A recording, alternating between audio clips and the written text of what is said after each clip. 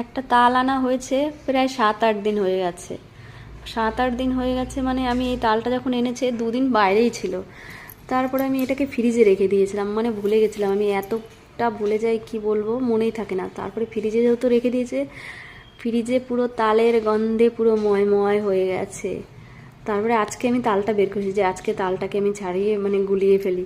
এবার তালটাকে তো নিয়েছি, এবার তাল ছাড়ানোর জন্য যে তালটা যে গোলায় তার জন্য কিন্তু আলাদা একটা মেশিনের মতন থাকে। আমার কাছে কিন্তু সেটা ছিল না। এবার আমি ভাবছি কী দিয়ে করবো। তারপরে এই যে ফুটো ফুটো গাবলার মতন আছে এটার মধ্যে দিয়ে বেশ তালটা যখন গুলাচ্ছি বেশ দেখছি ভালোই হচ্ছে, মানে পুরো খুব সুন্দর হয়েছে। শ্বাস নেই এর সঙ্গে, দারুণ হয়েছে। তোমাদেরকে দেখাচ্ছি, দাঁড়াও, এই দেখো ভালোই হচ্ছে। আর তোমাদেরকে পুরো তালটা গলি, আর তালের মানে তালটা গোলাতে গোলাতে ছোটোবেলার কথা মনে পড়ে যাচ্ছিলো, জানো তো।